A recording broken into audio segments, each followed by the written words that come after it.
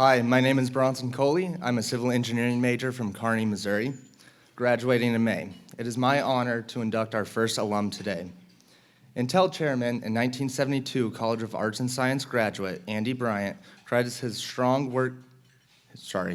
foundation in economics to legendary MU professor John Komen, who taught courses at Mizzou from 1961 to 1985.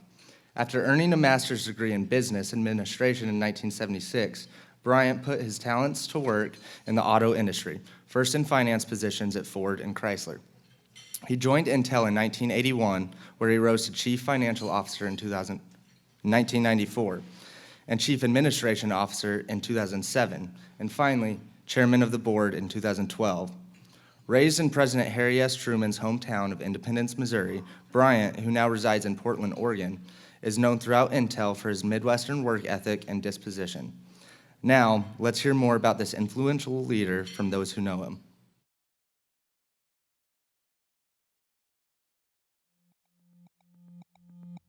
As Dean of the College of Arts and Science, I have the pleasure of interacting with many of our alumni. Today, we honor one very special alumnus, Andy Bryant. We have been married for 46 years. I first met him at Mizzou. We lived in the same dorm complex. I lived in Schurz, and he was in Hatch at that time. He was a guy who was always questioning authority. If there was a rule, it's not that he would break the rules, but he would push against them. He'd want to know why. He was just always challenging authority. He's a great listener. It makes it easy to be married to him because he pays attention when I talk to him, and he takes things in. And so Andy is a specialist at being very silent during board meetings until the very end, when he succinctly spells out the topic and asks the very penetrating questions. You know, he'd ask you a question and you'd start giving this big, long-winded answer. And you'd go through all this technology or financial acumen and whatever, and he'd finally look at you and said, "I'm a simple guy from Missouri." This was a yes or no question. Yes or no. He is quick to understand and figure out what the core of a problem is and help people work to a solution.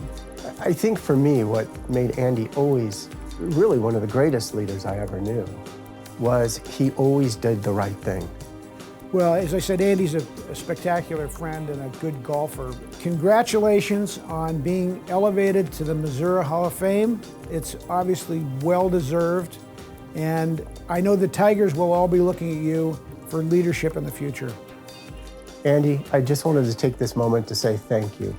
Thank you for everything you've done. This is a reward well-earned, and for all the people you've impacted over these years. I just want to say thank you from all of them to you. There is nobody else in the world that I could imagine is more deserving of this award. I'm very proud of you, and I love you.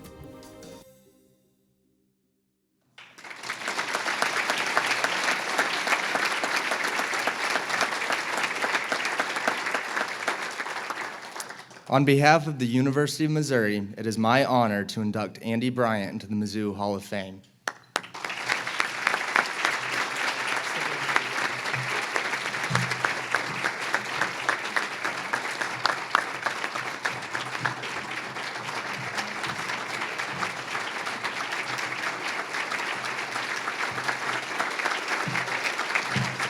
Let's get a picture of everybody together over here.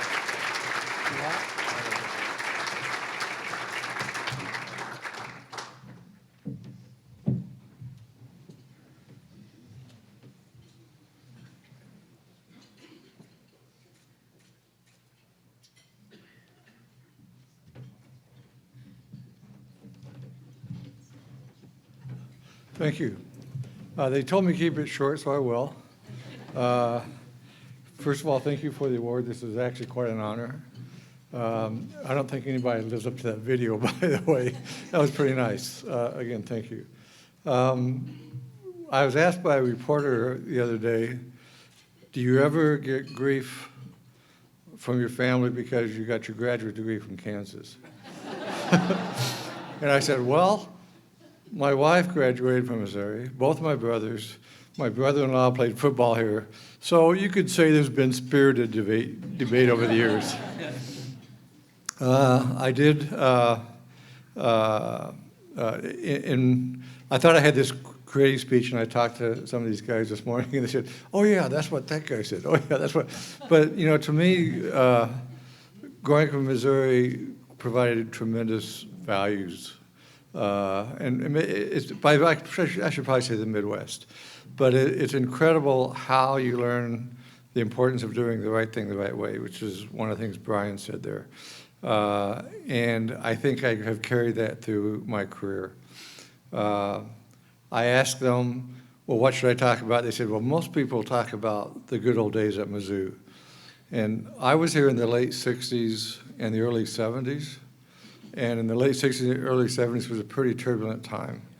But what I took out of that, and again, some of you may not remember all those times, there were students across the country engaging in destructive behavior, burning things down.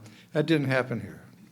The administration actually said, let's talk, and had a dialogue. We were actually out in the quad with the columns and stuff, and the students wanted more.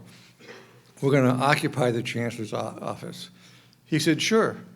He locked up his files, said, opened the door, and said, let me know when I can have it back, and just left.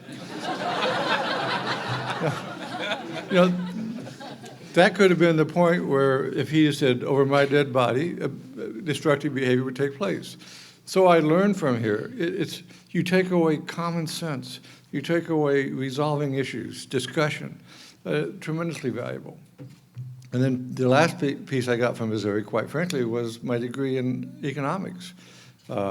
First of all, in the Arts and Sciences department, which surprises many of my professional colleagues because they think it should be business.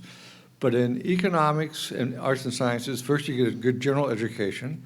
I took philosophy, psychology, all those types of things. But you also get the economic thought process foundation. And I've told people over the years, an economics degree is not worth much, except it's a tremendous foundation to build upon. And if you take the opportunity to build upon that foundation, you can do great things. So the foundation I got here absolutely allowed me then to go and be successful and have a level and a method of thinking that made a tremendous difference for at least me in my career. So anyway, that's it. Thank you very much for the award. You have no idea how much this honor means to me.